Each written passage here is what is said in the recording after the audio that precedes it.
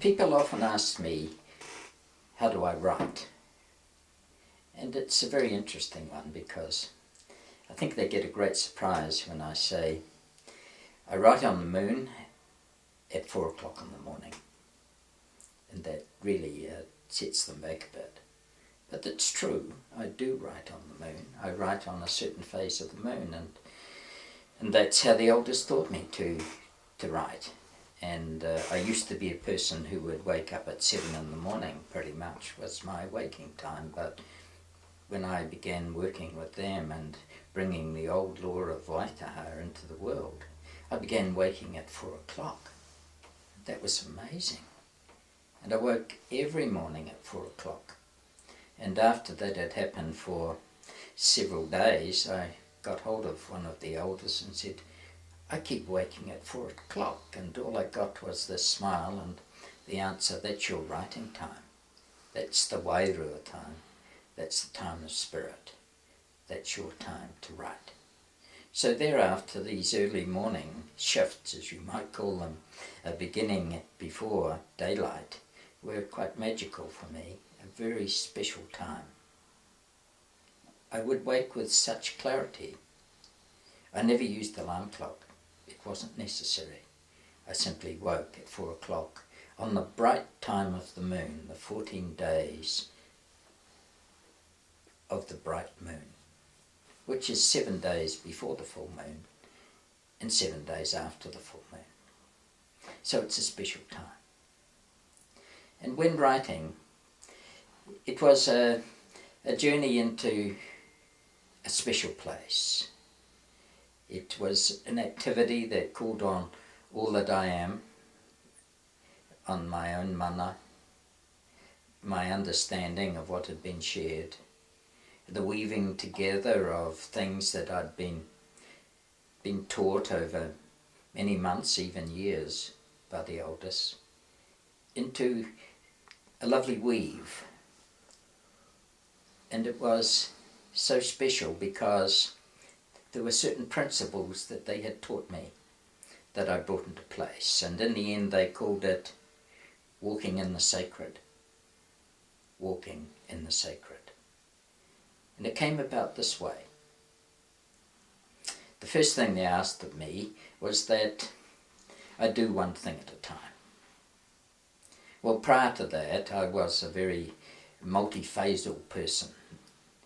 I was a principal lecturer at School of Education. I had huge administrative duties, and I thought, quite an expert at doing 5 things at once. So they deprogrammed me. They had to. I was useless for their needs. To carry the sacred law forward, I had to move in a certain way. The old way. The way of the ancestors of long ago. So the first thing then was to learn to do one thing at a time.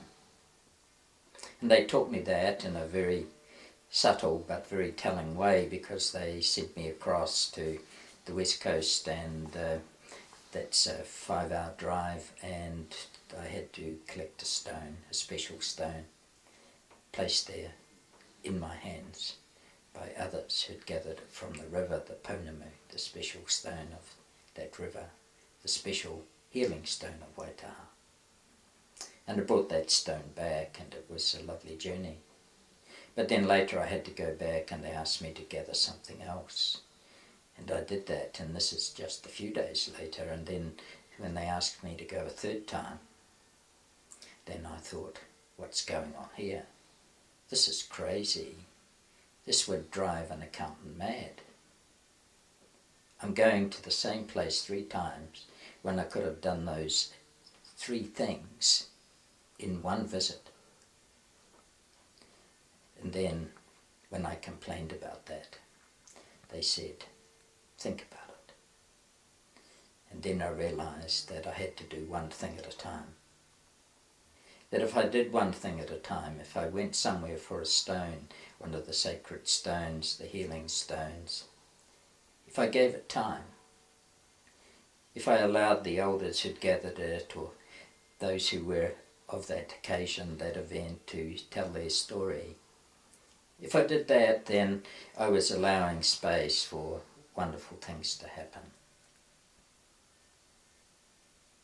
for spirit to move.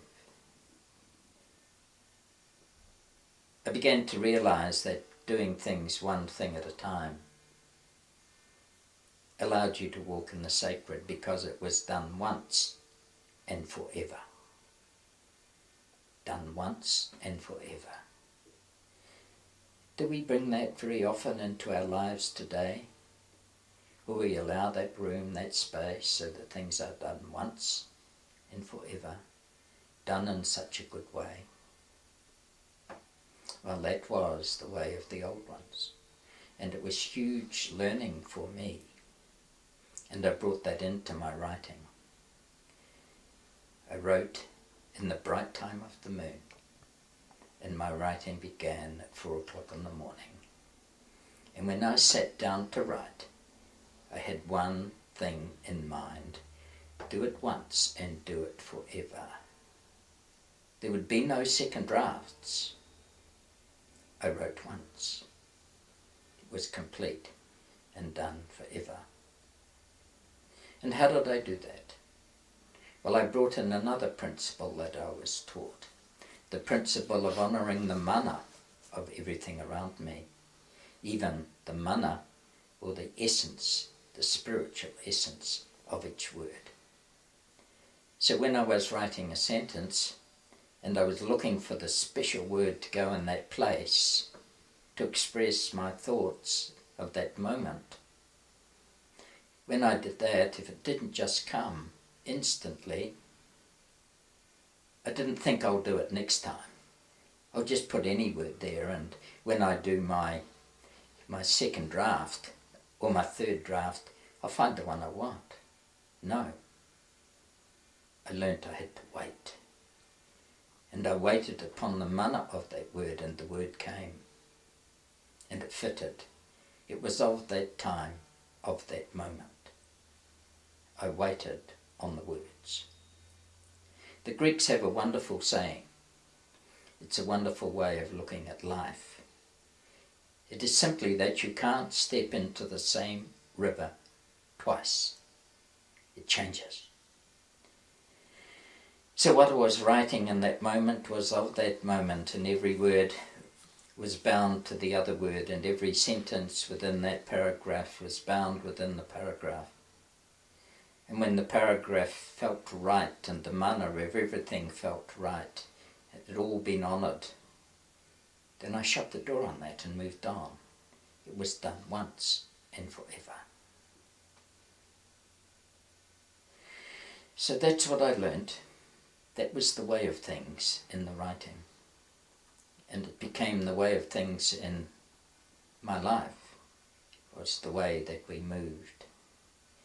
That we used the energy of the moon, which I've spoken of at other times, that very special energy that's been seated within our very bodies and hearts and minds and spirit over eons of time, to give us special energy around the brightness of the light. And I'd followed an understanding that things can be done once and forever. Done once and forever, if we follow the rule of one take, one task at a time. And we can apply that, we can put that into all our life. You know, it's a special moment when a child tugs at our trousers and has a question, a little one at your knee. And the question's something you don't want to answer at that time. But usually if we just take a moment and honour the mana of that child and its question, it's easily satisfied. It has a place. Its mana has been honoured, its spirit. And then it stands taller. It knows it's listened to. It knows it's part of a nurturing family. It knows its voice is heard and not brushed aside. So walking in the sacred is something we bring into the everyday. we walk with the understanding that there is mana in everything, in the stone, the rainbow, the tree, the water, the people around us, each and every one, and the child. So that's how I write. And in that type of writing, and that time for writing, I achieve far more than I ever achieved in the past.